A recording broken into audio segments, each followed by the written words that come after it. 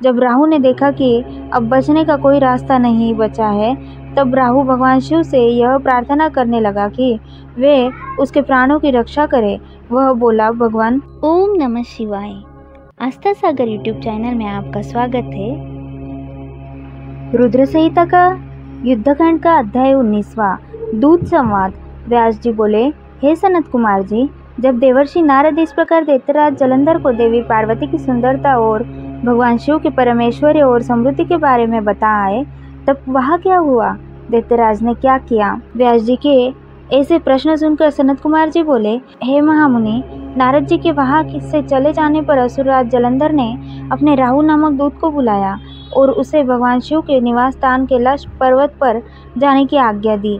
जलंधर ने कहा, राहु उस पर्वत पर एक योगी रहता है। उस जटाधारी योगी की पत्नी सर्वांग सुंदरी है। तुम्हें मेरे लिए उसकी पत्नी को लाना है।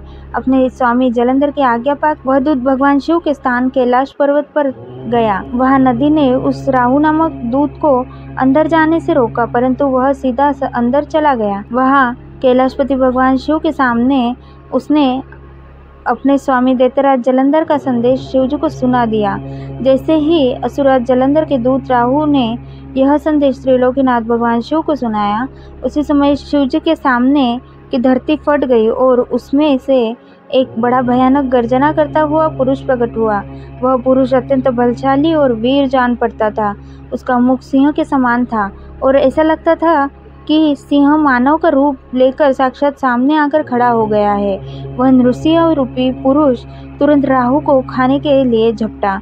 यह देखकर राहु अपने प्राणों की रक्षा करने के लिए दौड़ा, परंतु असफल रहा। उसने राहु को कसकर पकड़ लिया।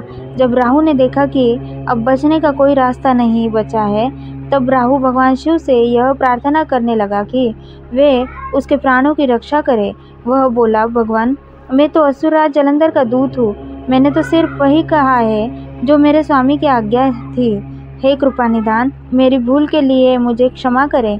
राहु के वचन सुनकर करुणानिधान भगवान शिव ने नृसिंह रूपी पुरुष को आज्ञा दी कि वह राहु को छोड़ दे। अपने प्रभु की आज्ञा पाकर उसने राहु को छोड़ दिया। जब उसने राहु को छोड़ दिया, तब वह शिवजी से बोला कि भगवान, आपकी आज्ञा मानकर मैंने इस दुष्ट को छोड़ दिया है, परंतु हे प्रभु, मैं बहुत भूखा हूँ। अब मैं क्या करूँ?